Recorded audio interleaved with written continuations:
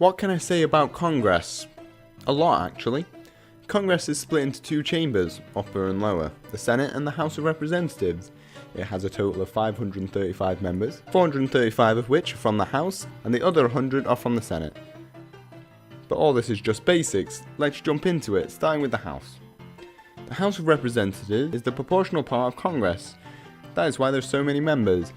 They have slightly different powers and conditions to the Senate, such as, to join the House you must be at least 25 years old, be a US citizen for more than 7 years, and live in the state that you represent.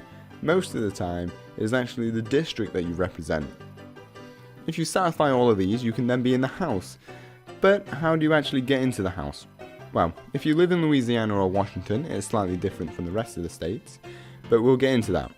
Normally it is first past the post, fairly simple and involves voting for whomever you like, and the winner is the person with the most votes. Some states will operate a two-stage system, whereas if someone doesn't reach the required votes, there will be runoffs until a winner is found. This is the voting style of Louisiana and Washington. The elections are held on the first Tuesday after the first Monday in November. Turnout for these are normally really low, about 33% at the midterms and about 50% on the president's term. So I guess nobody really cares, or that they just don't know how and when to vote, I don't know. But if someone dies in the House, then another election is held, simple as that. The last two things about the House I'm going to say is that 1, there are 4 non-voting members. 1 from the District of Columbia, aka DC, Guam, Virgin Islands, and America Samoa. There is also 1 commissioner from Puerto Rico. The very last thing about the powers of the House is the House can initiate and pass legislation, but it also has to go through the Senate. Introduce bills for the purpose of raising revenue. Elect the president if the Electoral College is tied. Write the charges, which have to be accepted by the Senate if there is any impeachment, and declare war with the Senate. So to the Senate is not proportional to the population.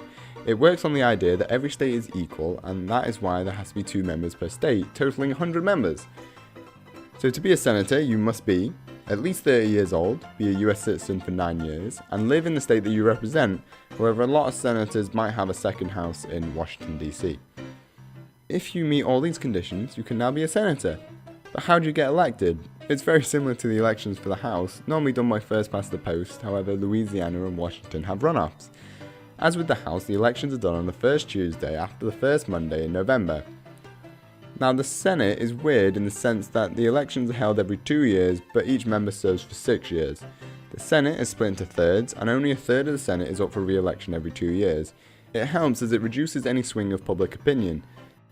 If a member dies, instead of having a re-election like the House, the governor of the state will nominate someone to take their place. Normally it's their significant other. But maybe, if you become good friends with the governor, just maybe, it could be you. Now all we need to do is make a senator disappear. Never mind. The Senate have slightly different powers to the House. Such powers as initiating and passing legislation with the House, giving advice and consent to the president on important matters, like when he's choosing his cabinet or judges, ratify treaties, meaning making them legally binding, elect the vice president if the Electoral College is tied, conduct the trial if there is any kind of impeachment, and declare war with the House. So that is the Senate, and therefore that is Congress. Stay tuned for the Supreme Court. See you there.